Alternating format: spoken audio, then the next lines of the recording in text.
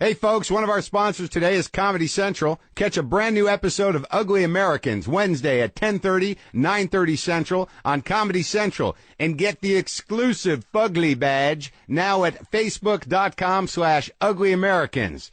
Do it. It's funny. Lock the gate!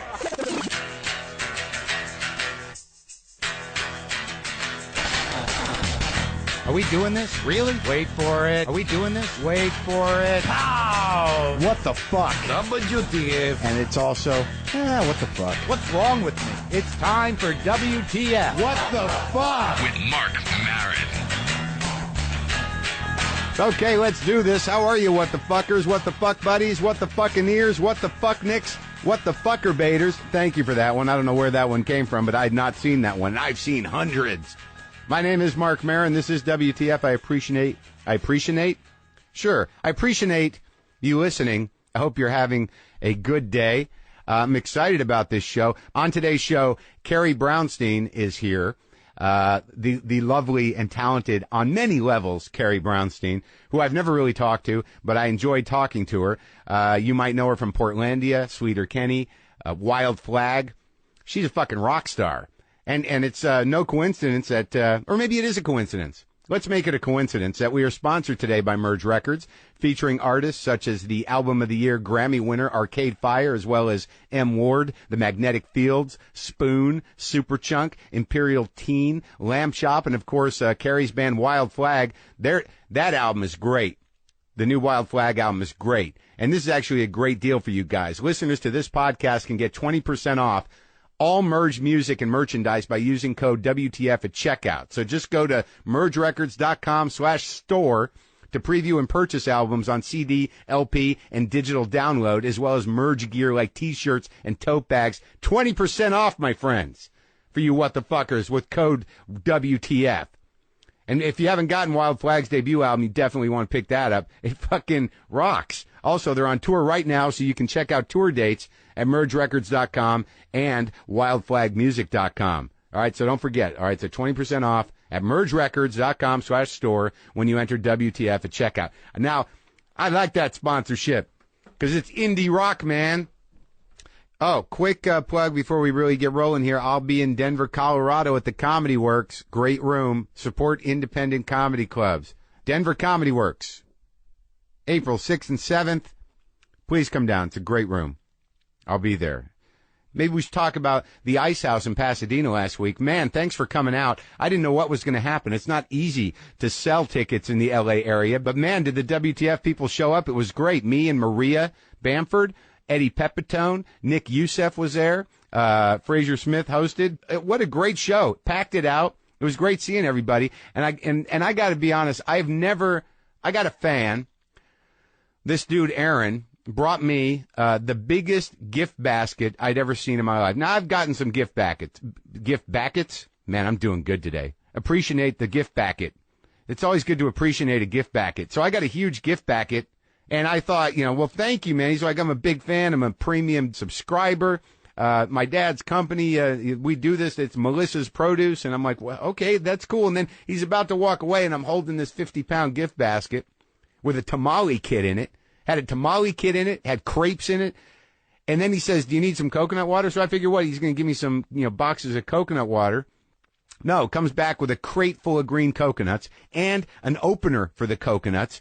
And he says, how about some tangerines? You need tangerines? I'm like, holy shit, did you just rob a store? Sure, I have a few tangerines, a crate of tangerines. So basically what I've been doing this week is tangerines and coconut water. Popping open coconut. That's been my job.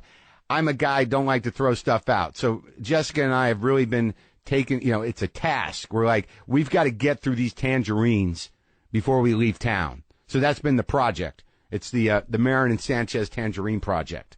We're juicing, we're eating them, plain. A lot of tangerines going on. That's good, right? It's healthy. So Carrie Brownstein's on the show tonight, and I tell you, it's not that I miss Sleater Kenny. I'd heard some of their stuff, but I went back and listened to a lot of their stuff. I listened to the new Wild Flag album, which kicks ass. I watched Portlandia. I met her once, and I thought immediately that she didn't like me, and I mistook her for someone else. But that's not always a great way to meet somebody. But we had a great conversation, but she was at that thing I went to. I went to the upfront presentations when they were presenting, IFC was presenting their new shows. And you kind of show up and you do, it's like almost like a trade show. You're like, here are our new products for the upcoming year. This is the Marc Maron product. Here's the Portlandia product. But her and Fred Armisen got on stage with a drummer and I believe was it a keyboard player? And she put on a guitar. And I'd never seen her with a guitar. And we talk about guitars. And, you know her as this funny person. But as soon as she put this guitar on to play Do You Want to Dance, I think was a song they did, and Fred was playing bass. There's something about somebody who plays a guitar professionally. Like, I'd only really seen her as a person that I was just talking to or as a person on television doing a funny thing. And I'd never seen her, like, strap a guitar on. But, man, she strapped this guitar on and just, it became one thing. Her and the guitar, clearly a completely symbiotic relationship. Her movements changed, her disposition changed, and she turned into a fucking rock star. And I was like, wow, I would love to strap on a guitar and have it become, like, have my entire being change. But that just comes from years of playing rock and roll, if they still call it that. I've been called out for that. Rock and roll? What's up, Grandpa? Who the hell calls it rock and roll anymore? I don't even know where my first guitar is. I was thinking about that. But I did find out, and I'll give you this story briefly. The first real guitar I bought, or that I talked my parents into buying for me when I barely knew how to play, of course, was a Fender Telecaster, because Keith Richards had a Fender Telecaster, so I needed a Fender Telecaster. It was a pricey bit of equipment at that time, especially for a kid who knew 3 chords, but I cajoled them into buying me one. And it was a big, heavy Telecaster, like an ash body. It was solid. It was beautiful. It wasn't quite the right color because Keith played a cream-colored one. This was a more white-colored one, but I was okay with it because it was a Keith guitar, and that's all I needed to be Keith was the guitar when I was 15 years old. But I was hanging around a guitar shop, and due to my inability to play great or focus on playing great at that age, what I focused on was other equipment. So what I did was I had this guitar. It was a perfectly beautiful American-made Fender Telecaster. I had the guys at the guitar shop. That's what it was called, the guitar shop. They used to call me Bagel Boy because I worked next door at a place called the Posh Bagel. I had them just gut this guitar, put on all brass equipment, put on 2 DiMarzio PAFs or DiMarzio humbucker pickups, and then painted candy apple red. And I could barely play it, but I just spent like $200 getting them to $200 or $300 to make it look like something else. But no Telecaster looked like that. I could never live up to my guitars. So I had this guitar for years, this completely customized Fender Telecaster. And then I went to college and I brought it. And I, years into college, probably my 4th or 5th year when I was more committed to managing cocaine relationships than I was with managing my studies, I had a guy living on my couch, a guy by the name of Josh Kaplan, who now goes by the name of Josh Clover. He's a teacher up there, a professor out of UC Davis. He writes books now. He's a poet. He was always very, he was one of those guys where I was always thrilled that he was around, though we didn't get along that well. But he, it was pretty much established that he was some sort of poetic genius, a genius of some sort. And I kind of showed him how to play a little guitar. And then he used to sit on my couch and play my guitar all the time. And then came that moment where it was like, hey, I could use some money because I want to buy some Coke. Maybe you could buy that guitar. So I sold him that guitar. It was I felt so shitty about it. It was such a unique and special guitar. But it was also his first guitar, and he was just learning how to do it. So I hadn't seen Josh in like 15 or 20 years, really. He was out up at UC Davis writing books on things I don't understand. He's written, I've dug up a couple of his books. He's a cultural critic now. He just came out with a book not long ago called 1989 about the Berlin Wall and Nirvana, connecting those two somehow. I have a very hard time with cultural criticism. I read 2 pages of it. I'm like, how am I lost? Okay, this guy's smarter than me. There's a few interesting sentences, and I think I've gotten enough out of it. But I went to the signing of this in New York. He did a thing at the New School. And I finally asked him, after whatever it was, 20-some-odd years, what happened to my guitar? That guitar was special. And he said, yeah, I think I ended up giving that to one of the professors at my college's daughter is in a lesbian punk band, and I just gave it to her. And it was that moment where you realize, well, that's the journey of that guitar, and it's ended up in the right hands. I'm glad it's being used for what it's supposed to be used for, but that's the journey of a guitar. I still can't understand his books.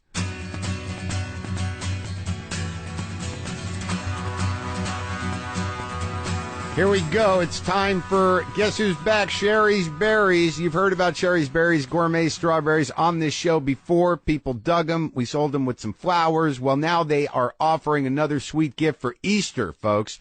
And if you get some Sherry's Berries for somebody, you'll also be helping us out, because these are the kind of ad campaigns that are commission deals. And some of you, I know, feel a little guilty about listening to all this free content, and sometimes it just eats at you. And maybe Easter's a good time to make up for that. These are giant dipped strawberries for only $19.99. That's 40% off. Visit berries.com, click on the microphone in the top right corner, and type in WTF to get this deal. Huge, enormous, fresh, juicy strawberries decorated like Easter eggs with spring colors and chocolate drizzle. I'd like to be drizzled in chocolate. Send them to someone special or eat them yourself. That's what I say. They sent me a sample of these, and they're huge, and they're good, and they're like, I can't have them in the house, but I probably will. Call 866-FRUIT-02 or visit berries.com, BERRIES.com. Click on the microphone in the top right corner and type in WTF. That's berries.com. Click on the microphone and type in WTF. Do it now. This offer expires Thursday at midnight. So go ahead and order those. Send them to your mommy. Send them to your girlfriend. Send them to yourself. You might want some ice cream with those. All right, back to the show. Carrie Brownstein. Yep, you're pronouncing it correctly. Pretty Jewy. It is pretty Jewy. Yeah, let's come up with the name change during the show. Did you ever consider it? Yeah, Yeah, of course. Like what? I mean, being in Olympia with a bunch of punk bands, everyone was changing their name anyway. You know? So you had an out. I was like, come on, let's do this. And then it was just too late, and then too late, and then, now it's really too late. Yeah, nothing. Maybe not. Maybe right on the show. Did you ever think of maybe like Jew Girl, RRL? Yeah. I thought of just adding a steen. Were you brought up with a lot of Jewishness? No, I'm a West Coast, Pacific Northwest. Oh, that's like even worse than a San Francisco Jew. You might as well not even, just the name, that's it. Yeah, it's just the name. My family was highly assimilationist, just could not get the Christmas tree up fast enough. Oh, really? Yeah. Well, that was a little bit my sister and I pushing it, but my parents did not protest, which I later regretted, because it's like you're saddled with the identity. People are like, Brownstein. Jew. But then I have nothing to offer, you know? I have no traditions to fall back on. I don't know anything about the religion or the rituals, and that's sad. So I'm a little mad at my parents. Like, come on. Yeah. You give me the last name Brownstein, and you don't give me any... Yeah, prayer? Any skills? Come on. Yeah, there's no menorah anywhere? No, there is no menorah anywhere. Now that's, I mean, at least, even with no Jewishness, you should have menorah laying around. Just laying around, just sure. a travel menorah. Like that was your grandma's or something. No, it's true. And I have friends that, are not Jewish, Catholic, Christian, just whatever. Yeah. That have menorah. It's like I'm like rejecting. I completely reject it. That's hilarious. So where did they come from, your parents, to where they had to run away from their Jewishness No, so they far? didn't. They actually they had their respective bar mitzvah, bat mitzvahs. Right. They're from Chicago. But they left it all behind. That's sort of interesting. I grew up in New Mexico as a Jew, and we were pretty Jewy. Yeah. No, my mom, since divorcing my dad and getting remarried, is now a practicing Jew. Oh. She remarried a Jewish guy, and they had a traditional Jewish wedding, and they went out, and she celebrates the holidays. Oh, really? Yeah, so it's good for her. Uh-huh. So there's time for you. You can always learn. Not that I'm pushing Judaism. This is why you brought me here. Yeah, right? You were like, it's an intervention. You're like, Brownstein, come on. It's a Jewish intervention. I was sent by the Jews to bring you back into the fold. Oh, I get it. This is like a precursor to Reboot, isn't it? It is. Yeah, Jill Soloway just lives across the way. We're going over there after this. Let's go. And she's got a Seder set up just so you'll learn what a Seder is. Yeah, exactly. Reboot. That's so true. My brother's a rebooter. It's just kind of weird. So why, what is it with you and a Gibson SG? Where'd that come from? Why the SG? That's a great guitar. I had one. I can't handle it. I'm not man enough to handle that guitar. It is, you know what? It is a little masculine. I was thinking about on stage last night. We're doing these live Portlandia shows. We had Susanna Hoffs from the Bengals join us on stage. Really? And she's a very petite, beautiful woman. Yeah. She has a Rickenbacker. Sure. And a Rickenbacker just has a kind of like a delicate nature to it a little bit. Even when it's being wielded by Paul Weller, it's still sort of like posh and right, because it's got that Beatles thing, and it's a Tom Petty too. It's a pretty guitar. It's a pop guitar. It's elegant, and there is something about the SG. It's like there's two double horns coming out. It's a demon guitar. It's a demon guitar. You got Angus Young, and Pete Townsend. I don't know. I always it was the first guitar oh no, that's not true. I had an Epiphone. I guess I liked it. I kind of liked the angularity of it and the bluntness of it. I felt like that was sort of my style of playing, and I've tried other guitars and I like the sound. It's not as masculine, just to put it in a spectrum for people. Yeah. Like a Les Paul. That's a really manly guitar. But it's not dirty. You know what I mean? Like an SG is just like you just got those humbuckers sitting on a thin piece of wood, and it gets so like it gets very. It can break apart really easily. Like the sound, and you like that, right? I do like that. I like a guitar that has a little bit of a growliness to it, and one that feels like the harder you play, it will react to that. Yeah, exactly. So it can take a beating. Yeah. So. Yeah. A Les Paul is definitely a cock guitar. There's no doubt about it. But you don't see too many of them around anymore. Like the 3 pickup Les Pauls. Yeah, no, I mean, it's a real statement. Like, you really have to be, like, comfortable with yourself as a guitar player. To have a Les Paul. Yeah, and they're so heavy. Heavy. Yeah. One piece, solid neck. Well, I guess the SG is too, huh? Yeah, but it's just literally less wood. Yep. Yep. They're heavy machines. I could never play a Gibson. I have this one. Oh, I like that. This is a Les Paul TV Junior reissue. I like the juniors. I also like the little melody maker Gibsons. Oh, from those the are kind of fun. 60s. Yeah. They don't have a great tone. They're a little tinny, a little too bright for my taste. But I played one the other day in a guitar store, and I thought, why am I schlepping around this SG? Right. Like, let's get a couple. You should have a few guitars, don't you? Yeah, I do have a couple. Now, I listened to the new Wild Flag album. It's excellent. I enjoyed it. I wasn't familiar with it. They sent it to me, and I'm like, I better do my homework, because I like that kind of music. And what kind of music would you call that album? So it's like punk pop, kind of? Yeah. I mean, unless I hate to use that term if people have a horrible association with punk pop. I don't know what people would call it. Like, well, who would be in that category? That's true. Okay. What would you call it then? But no, I think that's accurate. Like, there are some pop songs in there. They're kind of warped. They're a little faster than the average pop song. Got some hooks. Yeah, there's some hooks in there. But, it's a rock record, too. Yeah. Yeah. No, I mean, I'm not afraid of that term. There's just a couple terms that I feel like people have these weird associations with. Like, that's like, Fall Out Boy is like a pop punk band. Right. It does not sound like that. No. And so, I mean, I think Green Day is a little drunk and NoFX. So there's punks with pop hooks. There's a lot of them, but it's not that. No, it's not that. And because it has more, there's a little more psychedelic stuff in there. Yeah, there's a little more, there's some, not Susie, but somebody. I don't know what it reminded me of something. Wait, did you just first name drop Susie from Susie and the Banshees? Yeah. Well, I guess, but who knows her last name, right? That's a one name. Right. Was she? Did she mean anything to you? I listened to some of her stuff. I think I have 2 of her records.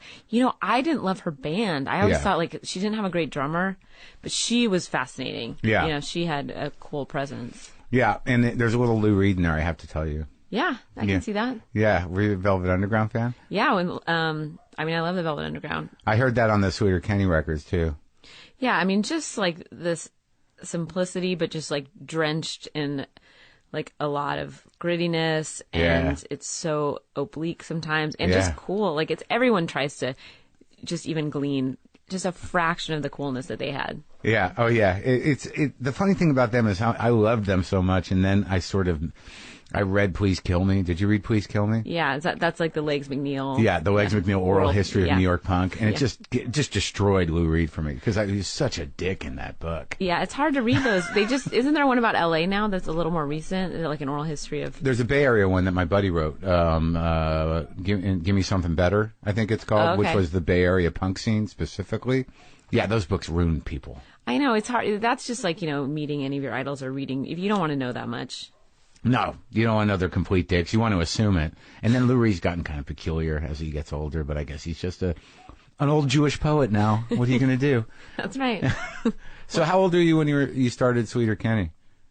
I was 22, I guess. Yeah. Pretty young. Yeah. I was actually in Olympia, Washington. In Olympia, right. Yeah, which is a college town. There's no one up there. I performed up there. There's no one up there anymore. It does feel like that. There have been really wonderful eras of Olympia.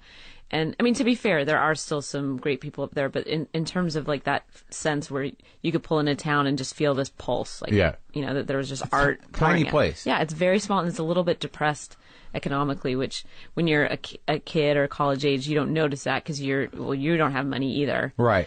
It's cool. Yeah, it's cool, and it's like, you're just living in, like, a group house with 6 other people, and, it's fine that all the restaurants are bad and, like, under, not up to health code. Sure. And, when you leave and go back and you're like, I can't believe I ever dined at this restaurant. A lot. Yeah. Many times. Yeah. Like I ordered fake meat shrimp. Yeah. And then later I also found out I was allergic to soy. So I spent a lot of time like torturing myself with like trying to be vegetarian. And did you give it up? I eat. I'm an omnivore. Oh, thanks. I'm very proud of you. I actually braced myself for your admonition and then was relieved that you actually complimented me on my lack of vegetarianism. I can't, it's hard. My girlfriend's a vegetarian and it's fine, but it's like we're running a kosher kitchen in there. Like she smells pans. And did you cook meat in this? And I'm like, oh, She smells them? Yeah. Yeah, I wouldn't even smell my own pans. I just assumed there's meat in there. Yeah. And so you went to school there, and you grew up in Seattle, a suburb of Seattle, Redmond, which is where Microsoft is now. Yeah, like when you were growing up, though. It wasn't like that, right? It was. You saw that happen, didn't you? Yeah, it was quite rural, and a lot of like bicycling and very naturey. And then there was actually this forest not too far from my house, and they raised all the trees. And then they put this office park in order to sort of compensate for the destruction of the greenery, they called it Evergreen Place. Uh-huh. And this will fool them. Yeah. Wait, this looks different. No, it's still Evergreen. Yeah. And they're one of the offices in that cluster was Microsoft. And eventually, they tore down Evergreen Place and it was Microsoft Place. And now it's a veritable campus. It's huge. It is, synonymous with Redmond. And does it bother you? I mean, only in that way where you sort of have this one view of your childhood, and it's kind of hard to reconcile. Like right. the place is so vastly different. Right. But none of my family lives there anymore, so I can still just kind of keep it as this like bucolic, like romanticized thing in my mind, and I never have to see it. And you grew up your whole life in the Pacific Northwest. Yeah. So you're sort of wired with that weird rocky gray northern thing. Mm-hmm. Like, yeah. Rain. A little bit depressive. Yeah, but the big trees and the coastline and the seafood. Yeah, it's great. Sense of space. Yeah. A little bit of like a pioneer, like outlaw spirit. Yeah. I'm sort of drawn to it. I mean, Seattle feels a little staid now, but like the landscape up there is really compelling to me. Like Mount Rainier and all that stuff, and just driving around up on the coast up there is beautiful. Yeah, I mean, to me, like that's how I relate to landscape. Like everything is huge. Like there's no flatness. There's always like contrast. You always have the sense that you're sort of surrounded by all of it. You have the ocean on one side. You can see the mountains and the trees. Like it's just jagged and very dense. Dramatic. It's not like these wimpy beaches down here where it's just sort of like just hang out. It's a little more challenging. There's no just hanging out. Yeah, and like the notion of like outdoor indoor in the Northwest is completely blurry because you're always just like tracking in dirt. People's houses are sort of damp. And no one uses an umbrella too. That's always funny to me up there. I know. It took me until this year to use an umbrella. Yeah, and I've lost 4 of them. Oh yeah, they're not. You can't buy the good ones. No, just Don't ever buy the good ones. Yeah, like a Burberry umbrella. No, don't do it. No, I won't. $4 umbrella. Same with sunglasses. Right. Yeah. Well, in New York, don't ever pay more than $4 for one of those umbrellas. Okay. And if they try to charge you $5, just be a dick and just like, no, I'm not paying that, and walk away. And they'll be like, okay, and then you have a $4 charge garbage umbrella. I'm glad I came here for this advice. But now, okay, so you guys played some pretty hardcore music, and you got pretty well known. What were you watching though? What drove you to that? I mean, did you go watch the bands in Seattle? Was there something else going on? Who did you see? What made you go like, fuck yeah, I'm doing this? Well, yeah, so I was in the suburbs, so there's always a little bit of a disconnect between your suburban upbringing and the city that's nearby. But there was definitely stuff going on there. Nirvana. So this was like. Did you see them? I saw them with Mudhoney and Bikini Kill at the Mudhoney at the Moore Theater, which was my senior year of high school. Were they already huge or not yet? It was right before Smells Like Nevermind came out. Sorry, it's right before Nevermind. I actually also saw them open up for Sonic Youth in 1990. When it was either 90 or 91 when Goo came out. It sounds like Sonic Youth really kind of influenced Sweeter Kenny. Am I wrong? No, you're not wrong. No. You're totally wrong. Damn it. I just threw that out there. I felt good about it. Yeah, no, I mean, for sure. I mean, I think, like, just with something sort of experimental coursing through it, like, it just, they could always do that way better than we could. But everything from the longevity to the, like, interplay of the guitars to the kind of, like, egalitarian nature of their music. But that I was always, like, they always felt like they were pushing themselves on every record. That was really exciting. Yeah, but I don't know, maybe it's just me, but like I got to a point where a new Sonic Youth album would come out and be like, nah, I get it. I get it. Yeah, no, you have to be careful of that. No, not you as a listener, but. No, sure. As a musician. Yeah, you don't. It's not like it's full of hooks either. It's just like, I get the sound. It's not full of hooks. I remember seeing them when Slater, we opened for them and they did this thing where they did a 40-minute experimental set. This was at a huge outdoor stadium, like a 40-minute experimental set and then one song. And I thought, wow, you are sticking it to those guys. You're really showing that audience that came to see you. But it was also awesome. I mean, it's sort of like that kind of boldness, and is cool and it's admirable. But it's definitely a choice. Like you have to say, like, that you have to trust. Like, yeah, I guess the audience will come with us, and they have. But we never did that, but. Yeah, are you guys in the museum? Are you represented in the rock and roll? What's it called? The experiment, the EM. EMP. Yeah, I went to the EMP. You did? It's like a room full of Hendrix, a room full of Nirvana, and then they had some sort of Avatar exhibit and the Battlestar Galactica ship. Oh, you just went there then? Yeah. I only know that because I had a friend that we were in Seattle, and she was like, I have to go to see this BSG exhibit. The Battlestar, so you went too? I didn't go. She went. Yeah. You know what? I do have a guitar in there. Do you? Yeah. And an SG? It's an Epiphone, actually. Oh, you gave the one you were done with? Yeah. I'm sure you can have the one I don't use anymore. Yeah. Was it broken? Did you write on it? Were there stickers on it? No, I never put stickers on guitar. No, good for you. It's aesthetic. It's kind of like seeing a tattoo. It's like there's the way it's supposed to look, and then it's like, you just your eyes are always always drawn to the sticker, and it's never a sticker that you like the next year. Oh, it's stupid. And then you've done that to your guitar. Yeah, and it's almost impossible to get off. Yeah. Well, good. I'm very impressed. You're no longer vegetarian, and you didn't fuck with your guitar surfaces. Yeah, I'm done. I'm fine. I'm doing okay. So, look. So now you're growing up. Mm-hmm. Right before your eyes. It's happening right here. How was the sexual identity thing hung on Sweeter Kenny? I mean, you mean gender identity? Well, gender identity, but also like it was sort of known as like. We were sort of called the lesbian punk band, weren't you? Right, even though none of us were lesbians. Right. Why did that happen? Well, I mean, especially at that time. It's hard to tell in Washington. Isn't it? You know where I think it's harder to tell? In Portland? Actually, like, in the Midwest, like... Oh, right. Midwest moms. Right. It's like, there's this woman with, like, a shaved head and, like, a college sweatshirt. Yeah. And she's got her, like, 2 kids. Her sons, they both play football. Right. And her husband. Yeah. You're just like... Okay, Just a big carload of butch. Yeah. Exactly. Yeah. And it's awesome. But to me, that's A little trickier, right. A little trickier. But I understand, there's a lot of fleece in the Northwest and, it's not, I guess it's not a feminine fabric that we thought it was. It is soft though. Yeah. So practical. It is practical. There is a lot of like practical, sure. like, a practical dress code there. Sure. Shoes, warmth. Yeah. Try to stay dry, kind of. Yeah. A lot of REI stuff, Yeah, no, I mean, that's not like form-fitting. Right. Oh, no. No, there's no reason to define yourself that way as having a form. No, it's just like these shapeless oaks kind of moving around, right. like clouds. Earth nerds, I call them. Oh.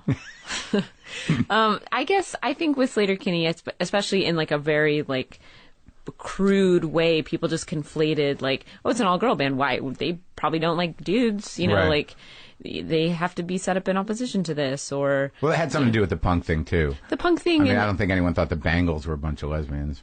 No. I mean... Or the Go-Go's, for that matter. Yeah, no, I think also we weren't in Los Angeles, we weren't trying... Right. Like, the image was not a part of Sleater-Kinney or even punk at that time. Right. It was almost trying to just, like, obfuscate, what it meant to be like female or feminine, or like to mess with that or subvert it. So I think once you start doing that, then you're desexualized, and once you're desexualized, you're a lesbian. Yeah, right. Right. From the male. I don't get it. Can't see your boobs. Yeah. So from the male perspective, and it was also like an interesting, just media story. But no, I mean, I think at the same time, like, I think that, music, a lot of artists, from David Bowie to Mick Jagger, I mean, it's pretty common to sort of like peddle in this kind of sexual ambiguity. Yeah, sure. But what's hard is when you feel like that's sort of pigeonholing you. Yeah. Like you get labeled that, and then you're never able to just kind of transcend it or to be just considered a band. So we just spent a lot of time just waiting for people to stop putting, these like descriptors in front of us that were like, gay, female, this, that. It's like, when is it just we're a band? And did it happen? Yeah, it took a lot. How many records later? It took about 4 records, I think. Oh my God. And then it was a relief. When we stopped being compared to only female bands, as if right. there's just like this tiny little lineage. Right. We never sounded like the Go-Go's. Yeah. So it was like all of a sudden when someone compares you to television or then you're like, Wire, you just feel this huge sense of relief. Oh yeah. And I love it when male bands are, like they get compared to women. I'm like, it's just all music. Yeah, like, and also like at that time too, like it seemed with Nirvana and that whole sort of Pacific Northwest thing, the whole look was not. It was anti-look. Yeah, like, for better or worse. I mean, now I look back, I'm like, I could have just shaped my eyebrows a little bit. Would that have been so hard? That's the mature Carrie saying, why couldn't I just made it a little pretty? Yeah. But even at the time, I never even thought of that. Like that wasn't going to exist. Now, the last album, which was the last album you did? The Woods. And that was sort of hailed as a masterpiece by some people. By 1 or 2 people. That's fine. That's enough. Take it. No, hey, I am proud of that album. That was what we were talking about earlier, of trying to surprise people. You know, I think we had gotten to a point where we even thought, we know what our next record is going to sound like. People are going to put this on, or they're not going to put it on because they're going to assume they know. And we changed labels, and we went into the woods and recorded with this guy, Dave Fridman, who'd worked with the Flaming Lips, and he turned it out. He said on every song that you hear, there should be a moment where someone actually has to turn to the speaker and wonder what happened. It happened to me yesterday. I was listening to it again. Okay. And I thought that, like, is my plug not in right? That's great. I love that. If you think something's wrong, that's a good moment. Because there's a guitar tone on there that is so distorted and kind of like breaking apart. Yeah, but then your voice sounded normal. So I'm like, no, that's on purpose. Yeah, no, it's pretty blown out, that whole record. Yeah, that's something you want people to hear when they listen to your record. No, I think that's on purpose. I think we just gotta listen to it a couple times. Yeah, to get used to it. This is gonna hurt for 4 times, and then it will feel good. So, okay, now you live in Portland, which is one of the weirder places I've ever been. It is a little weird. I don't understand what's happening there. Okay. Everything got really sensitive. No, I've performed up there 2 or 3 times, and I've said it when I was there. I said I've never had a feeling where whenever I'm in Portland, I walk around and I feel like people are looking at me like, all right, he doesn't know. We'll discuss it later. Wow. Like I feel like there's something going on there that they're all meeting later, and I'm an outsider. Is that possible? It's hard for me to say because, I mean, I've lived there now for a decade. A decade. And I grew up not so far from there. So the sort of in-group, out-group dynamic, I've always felt in there. Sure. How would you characterize it? I mean, obviously the show Portlandia skews it all pretty well, the full range of the types of people that are there, but it is a weird combination, no? Yeah. No, it's definitely like a combination of sort of hypersensitivity, a little over analytical, privileged, for the most part. And White? It's pretty white. Yeah.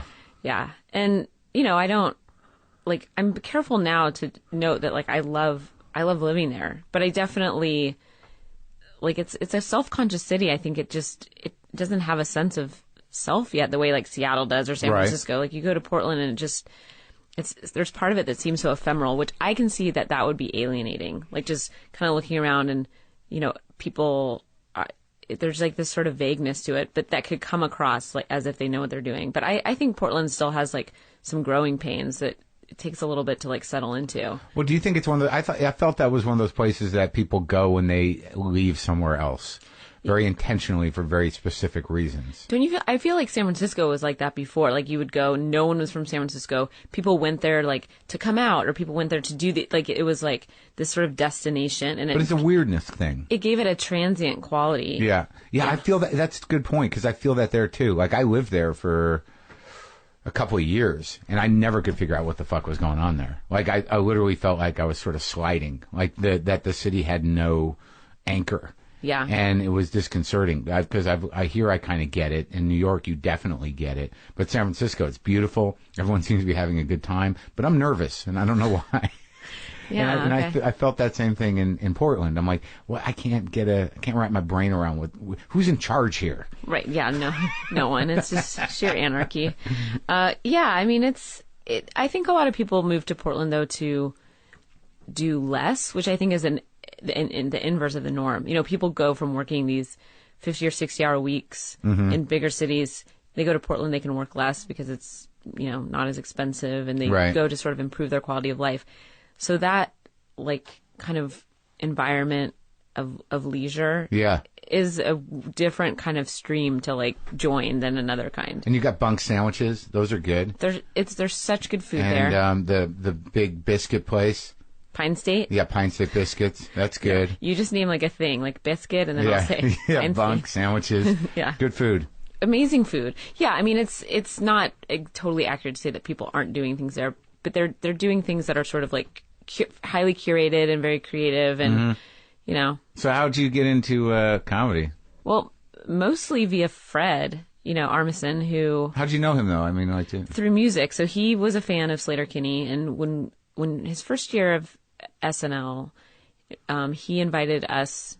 We were playing in New York. The band, sorry. So he invited Slater-Kinney to the after party because we couldn't go to the show because we had our own show. So we played our gig and we went to the after party, and I met him and we hit it off.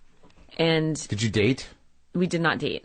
No. Which actually we both would agree, but I'm certain is why we're still really good friends. Really? Yeah, I mean, I think that Was there a discussion? Yeah, there have been discussions. Oh, ongoing. There's an ongoing discussion. We revisit that. Yeah. But now it's even more we for sure need to just be friends. Sure. It's definitely Come on, you can fuck up the third season. You got the second one in the can. It's time to ditch it. You know how Did you say you can roll. fuck up the third season, or we can fuck on the third season? No, fuck on the third season and fuck it up midway through. Wait for season 3. It's going to be a doozy. No, I think it's we have a very intimate friendship in a platonic way. But yeah, because we weren't going to date, but we still approached it with that energy. It was a kind of a crushed out feeling of wanting to be around someone, but then realizing that that's weird if you're not sleeping together or dating. So we just did projects, which can kind of take on the same energy. Oh yeah, the intensity. It's sort of like, God, I wish we were. No, just focus. Let's focus. Let's write this.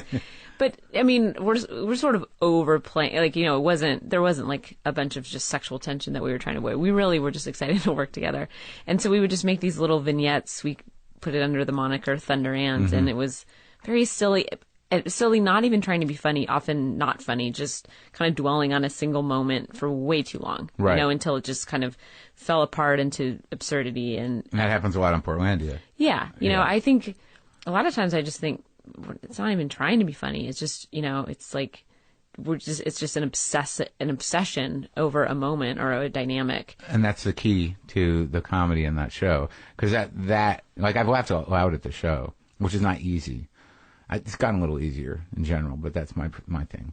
But the scene where he's surrounded by gadgets. Oh technology loop. Yeah, the technology loop. That was fucking hilarious. It was a little too close to home for me, but it was very funny. Yeah, that's close to home for me too. Sometimes I'm sitting on my couch watching television. I have my phone to the left of me, and I have like an iPad or a computer. Sometimes both. Mm-hmm.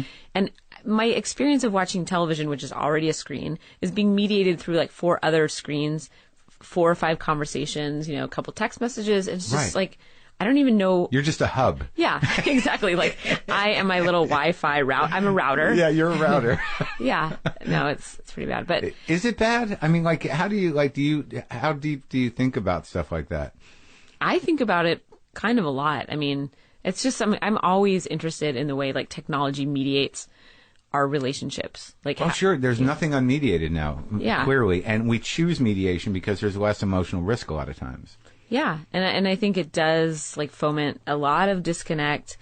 People sort of many people claim the opposite, like, I'm more connected. Interconnected, no. Yeah, I find it exactly the opposite. Like, I feel so fragmented that, like, what piece of me is still whole enough to, like, actually forge something real? Like, I have to work so much harder in a very intentional way with my friends, because I feel like, everything's so compartmentalized. It's the sad thing is not just compartmentalized, but I mean, the vision of you sitting on a couch with a TV on, your iPad, and a phone, in thinking like that, you couldn't be more connected, but it's it's a lonely portrait. It's so lonely. I'm still alone. Right. I actually, there was a night where I was plugging everything into charge, and I was like, I have more like Mac products and friends. Okay. Yeah. And even when you buy a cord at a Mac store, it's like, oh, look at it. It's so pretty. I know. It's so pretty. Right in there. Yeah. It's just great. Like, I just got an iPhone, like, recently. Oh, for your first one? Yes. Oh, so you're a new convert. Yes. Yeah. And like, and you don't know what it does until you have to do something or until something happens by accident. But it frightens me that real interaction has become sort of draining, hasn't it? Yeah, I mean, not draining, but it's just like... You got to show up. Yeah. You can't just, No, I find myself, like, if I make plans too many days in advance, I start to have this anticipatory dread about it. And then I go through with it and I enjoy it, but I'm like, what is that anticipatory dread? Why do I have that? It's because, like, there's more accountability when you hang out with someone in person. Like, there's... You show up, you're present. And that's... those are good things. They are, but they're a little daunting now because we're so spoiled and interconnected through technology. I find that because I do this a lot, so I have to be present for this. But, to really show up for someone's feelings and be an active listener, be in a relationship with somebody, there are moments where you're like, I know I'm built to handle this. I know you can't just turn this off. Yeah. Do you have rules around technology, in your life?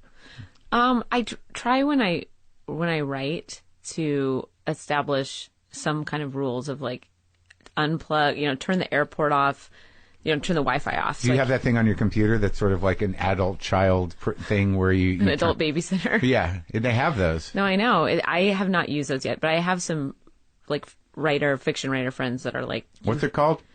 Isn't it called, like, I don't know, it's something lock or, like... Yeah, something like that. Yeah, basically, like... You cannot access the internet for, you type in... It's voluntary, yeah. Yeah, it's voluntary. And it won't let you? Yeah. Like, even if you're like, come on, No. Yeah, but usually computers don't respond to that anyway. They do now. My phone will. Siri will. I asked Siri a question the other night. I asked, how do I remain present? And it did not understand me. Yeah, it's tricky. The Siri thing is a little bit weird to me because I've had a couple of friends, like we'll be in a group situation and somebody will be trying to figure out where's the gas station, where can we eat? And they're talking to Siri. Meanwhile, we've all figured it out. That's right. That happens all the time. GPS have caused more fights with my girlfriend and than I can even imagine. There used to be a time where we would remember things. Like, I think that ultimately, in the long term, this is going to make us stupid. Yeah. Because you used to be able to sort of like, okay, turn right, and then, all right, I can remember that. And you did. And now you're like, oh, you're in the car like 3 minutes. I go look it up, just search it, and it's panic. Yeah, like what about intuition? Like, that's just starting to drain. Like, I find myself just looking at that little blue line as I'm moving along on my GPS. Yeah. Like, if I just like lifted my head up, I could also. I know where I am. Yeah. Yeah. Oh yeah, and the thrill of being lost without being mad at a machine. Remember that? Oh yeah. It's like, we'll just find it. We'll ask a person.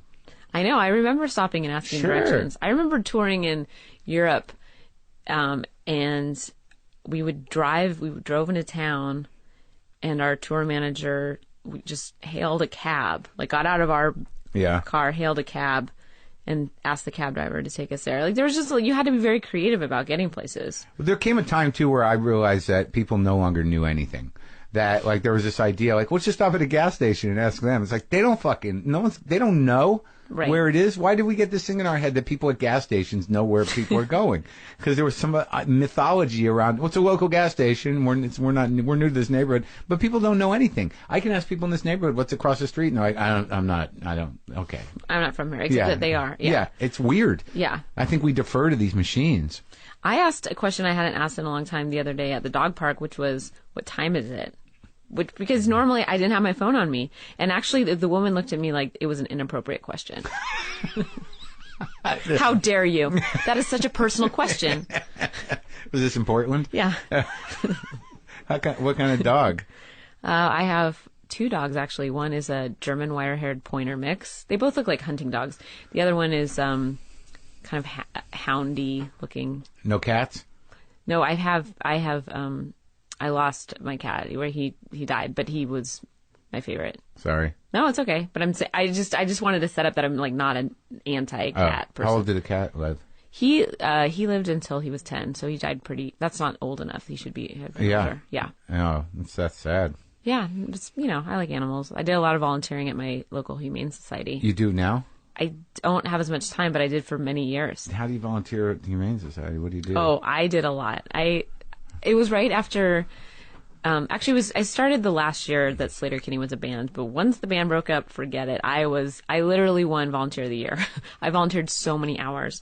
I did dog walking. There's 2 different shifts, so I would take the morning shift. I would get there like 7 in the morning. Were you with like a group of dogs? No, you can't, because they don't really know that much about each dog, so they don't do a lot of group things. Right. So you one at a time, but you were on a team of dog walkers. Right. Go in there, clean out the cages, take them on a walk. I did lobby hosting, which was to take a dog that could actually, like, wasn't too freaky or damaged and hang out in the lobby and greet people. You just sit there with the dog? Yeah, and people come in, you say, like, this is Pepper. Yeah, Pepper got thrown out of a building. But look, he's okay. His face is weird, and he doesn't have a foot, but he's a good dog. Yeah, he's great with kids. Yeah, there was always, like, so many things that they could not. You did that after the band broke up? Yeah. Were you dealing with grief and sadness? Yeah, and it's a great way to deal with any emotion is to channel that project that onto an animal. Oh, absolutely. Project everything onto an animal. Yeah. You're so sad, you're so lonely, what are you going to do with your life? Oh, look at you. You don't play guitar anymore enough. Yeah, no, I just played so much guitar with those dogs. Did you? No. I didn't play guitar for many years, but anyway, I did love. Really? You put the axe down? I did. Like, just put it away? Kind of. I sold a couple of amplifiers. What kind of amps do you use?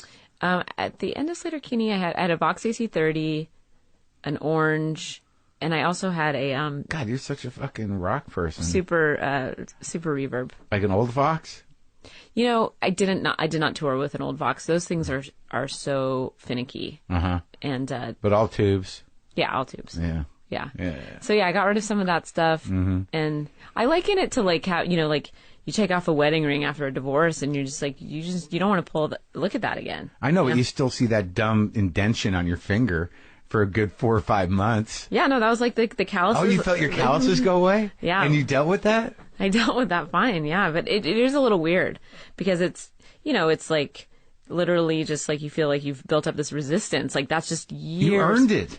Yeah, and then they go away, and you have these like soft little hands. And... Oh no! And you got to start on a nylon string again, like a little Yamaha. Yeah, just on a child's guitar. No, yeah, it was pretty weird. I remember playing again and just ripping my hands to shreds. You're proud though, right? It's like you just see that weird flap of skin come off, and just to keep going. You're Eat like, it. You're coming back. Yeah.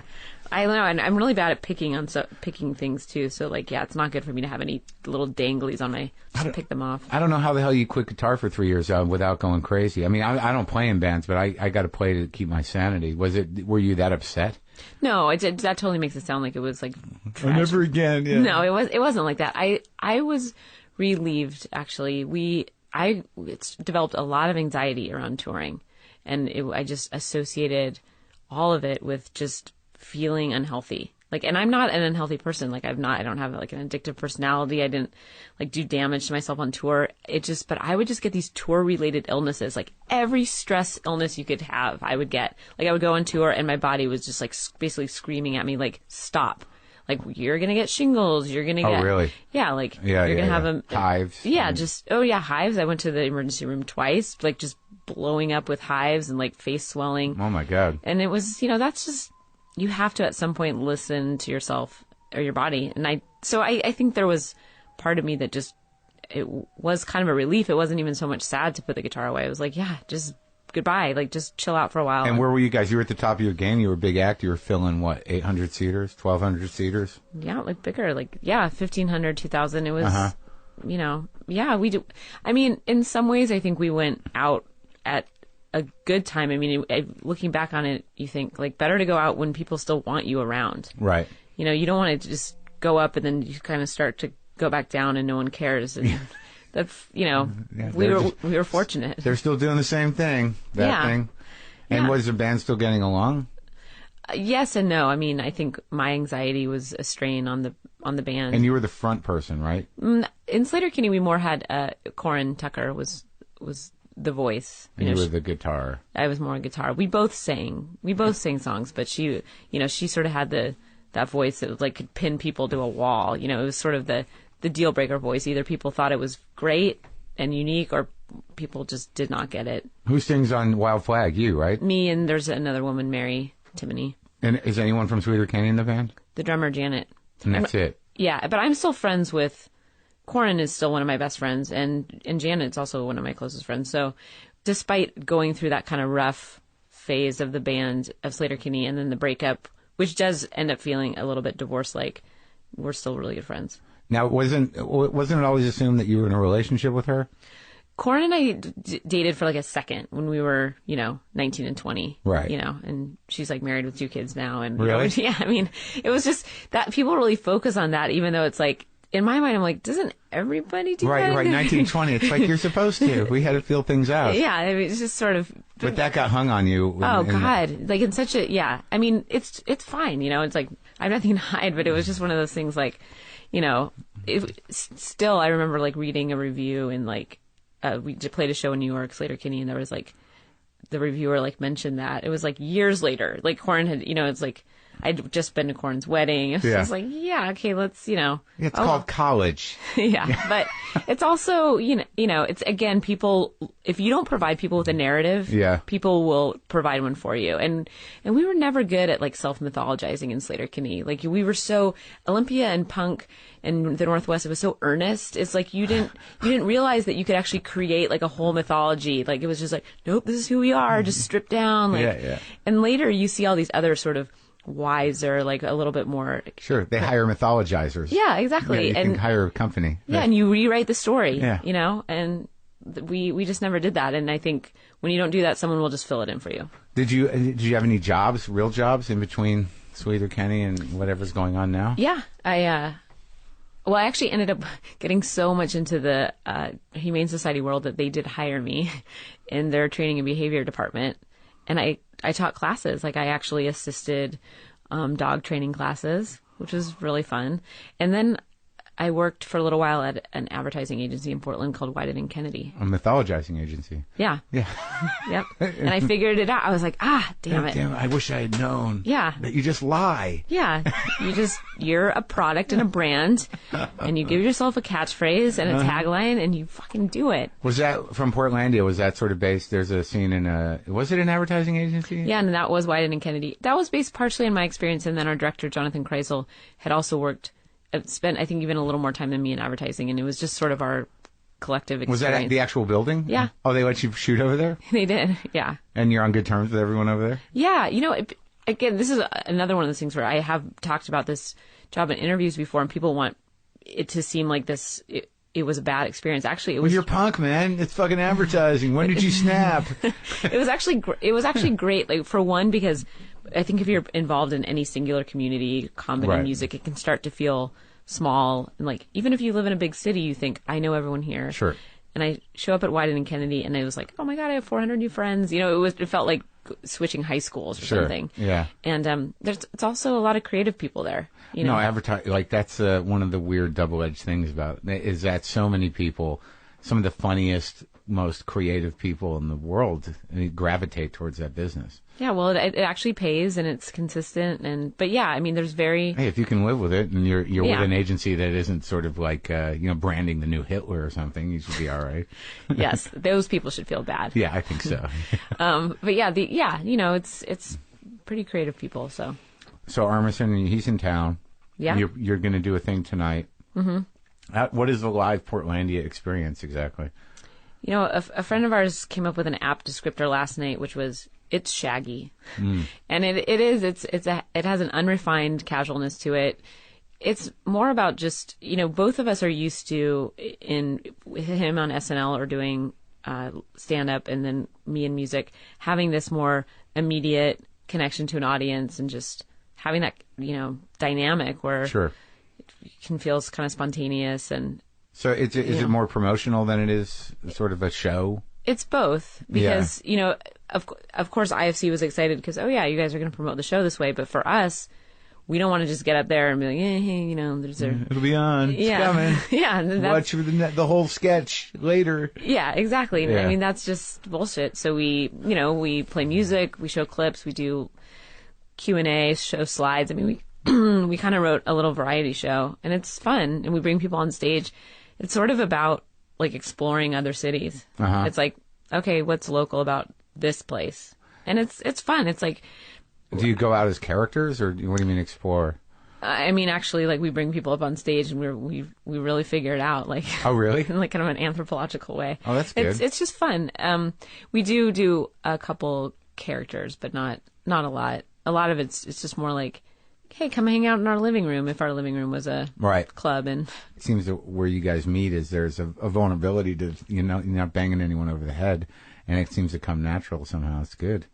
Yeah, I think we do. We both are. Yeah, no one's ever used that word, but it's pretty apt. But there's a little bit of vulnerability in there. Yeah, Fred is nicer than me, I think. He's sweeter. Oh, yeah. When I first met you, I thought you hated my guts. I know. But you know what? I can be. I've had friends call me out on that a little bit. Like, oh my God, you were just like, and I don't even really notice it. Like, part of it is just the same way. My version of not even shyness, but just like discomfort. Sure. I also have this. It's and I've done plenty of backpedaling in my day.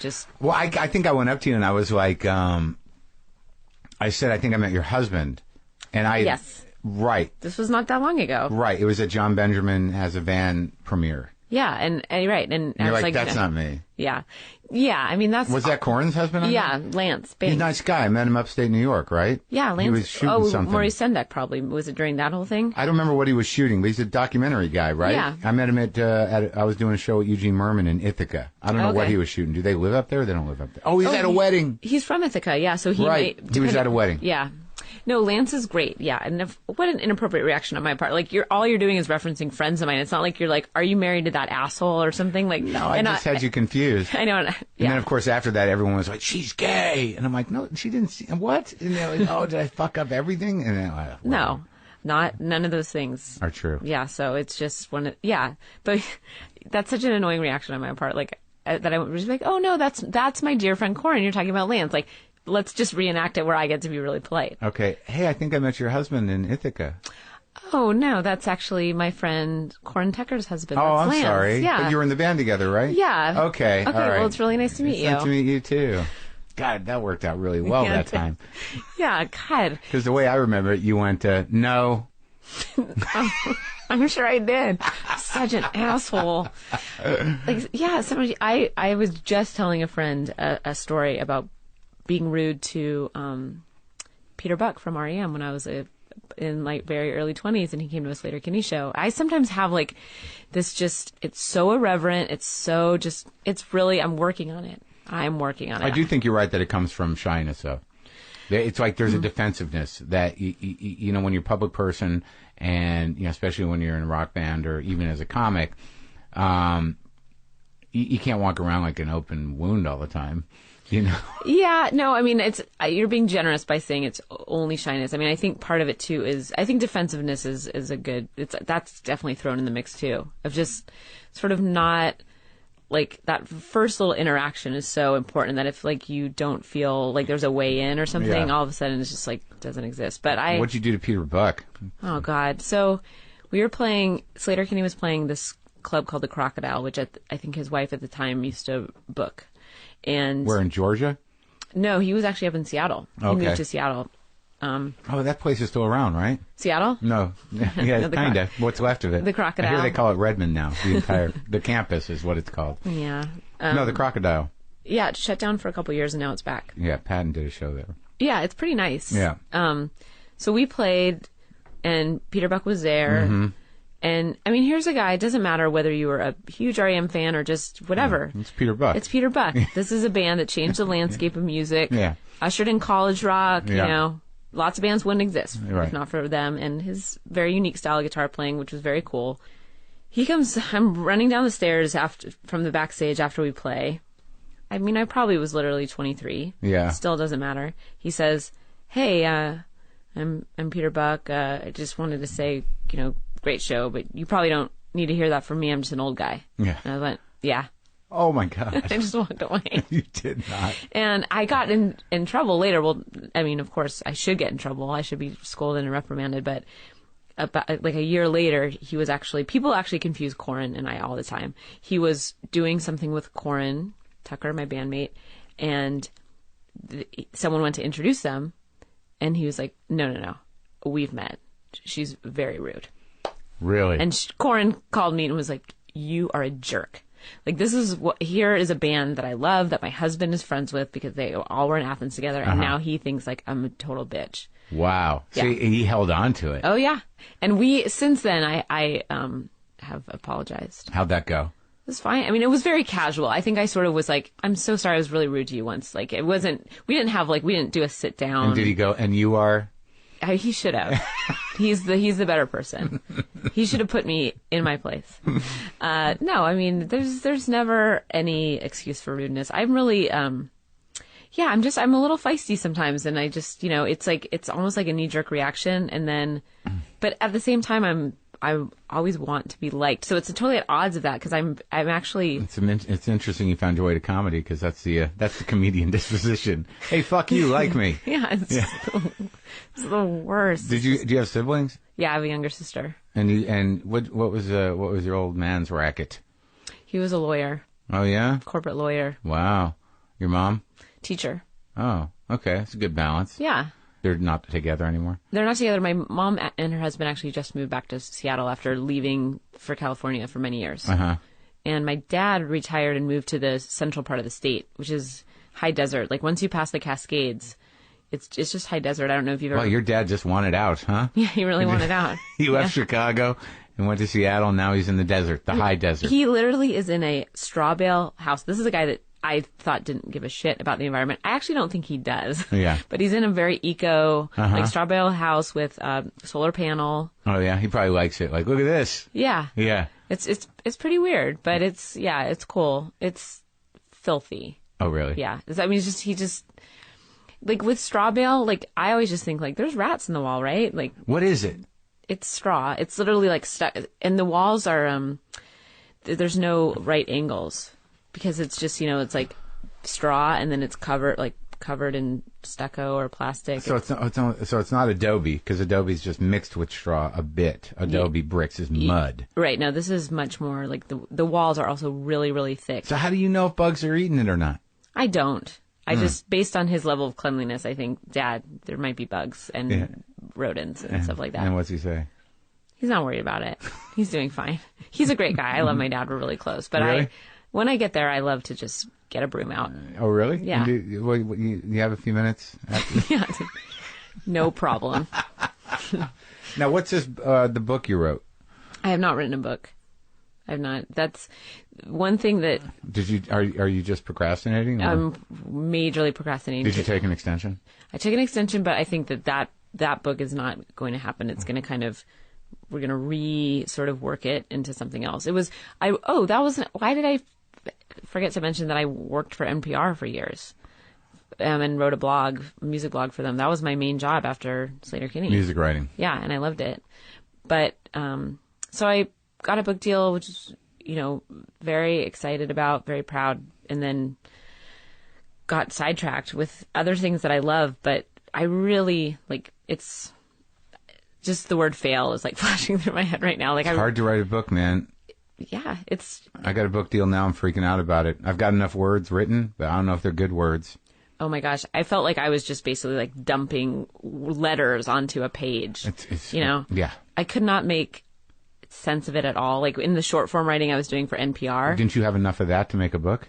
Yeah, but they didn't want, and I didn't really want just a essay, they wanted more of a through line of my own story, a little more memoiristic, and not just a series of disparate essays. And it was I could never look at it microscopically. I was always looking at the big picture, and then I would sit down to the big picture is horrendous. Yeah, and it's just, it ended up being really hard. There was hours would go by. I was like, how have I not physically? The level, the level of procrastination gets really crazy. But it's not procrastination. What people don't realize, it's just paralysis. It's fear. It's weirdness. And and everyone would be like, read the War of Art and do this or do that, or you just got to sit there and do it. But that's maybe true. But unless you're really acclimated to it, sometimes it could take 3 days to get 2 pages. I know. And I did a lot of other things in the meantime. So that day you took that extension, you were like, I'm taking an incomplete. That's how it felt. It just felt like a big F. But I think my friends that are good at writing, what they do is they write. They get up and they get themselves in front of their computer and they tune out all distraction and they write, even if it's not something they're going to keep or use. Yeah. And when I was writing for NPR, I had a little bit more of that discipline because it was a day-to-day thing. Yeah, an office, right? No, I worked from home. Oh. Which is also tough. Yeah, because there's dishes to be done. And I could not even start writing until the house was clean. Oh, of course not. Got to walk the dog and make coffee. Yeah. And then it's already 1. No, it's 4 by then. Then it's dinner time. Yeah, it's pretty sad. So, all right, so no book in the works right now, but you're regrouping.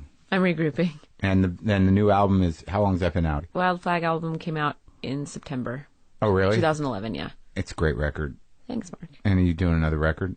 Yeah, we have a handful of new songs, and when I'm not doing Portlandia, we're trying to write. One of my bandmates lives in Washington, D.C., so we already kind of have this slight disadvantage of just not having sort of an organic What band writing. is she from? She was in Helium. Do you remember that band? They're from Boston. Kinda, yeah. She's a great guitar player, kind of cool, mysterious vibe, but we just don't, we don't have that much time to write, but we have a bunch of touring. Yeah. And I love touring, as I talked about. Good. Maybe you should bring some creams and salves with you. I don't think I like the word salve. I don't either. No one uses it. It's an outdated word. I just pulled it out. Also, of the air. that L is a little tricky. Weird. Yeah, salve. Some people say something else. It's salve. Salve. Yeah. Old ladies say salve. Yeah, but there's an L in there. I know. Yeah. Well, hopefully you won't crumble. Thank you. From the inside. And the new season of Portlandia, which we talked about a bit, I got to catch up. That's okay. I listen to your records. No, hey. What's more important? Oh, wow. No one's asked me that question. Be honest. The records. They're both important. But it doesn't, to me, but that doesn't mean I can predict or determine what's more important to you. What do you like doing better? When I'm doing those specific things, I like doing that better. I honestly, I feel like Portlandia? Yeah. Portlandia right now, I think what I like about it is, it feels different. There's something, I love playing music. Touring has always been a conundrum for me. Yeah. It's so fragmentary. You like being home? But then I get restless. Sure. I'm full of contradictions, and I'm usually just dissatisfied. Wow, is that the name of the next album? Yes.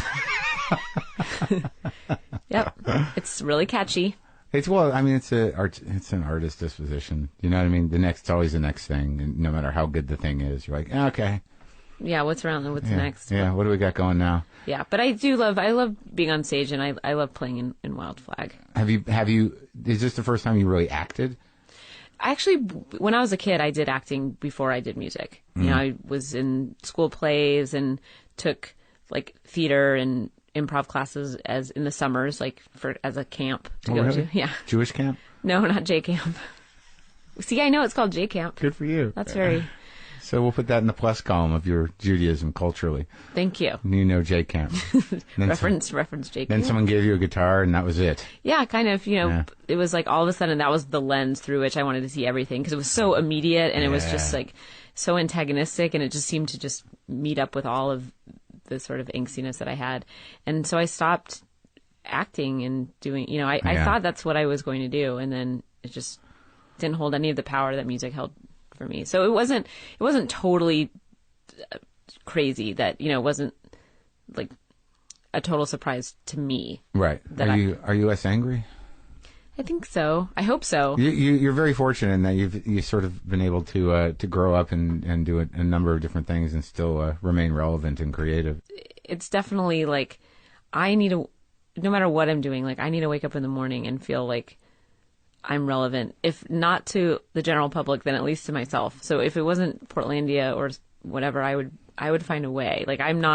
It's very, I think if you have a certain amount of success when you're young, which I was fortunate enough to have, even though it was indie rock, nothing major, you don't want that to be, wow, peaking in your 20s. That's almost as bad as being popular in high school and having that be the best time. Being a child actor. Or being a child actor. That's, I think the earlier you peak, and if you're always looking back, if you're looking back to 5 years of age as your best year. Brutal. Dark times. Sure. Well, I think the one great thing is that the Humane Society will always be there. I have thought that too. Thanks for talking, Carrie. Thanks, Mark.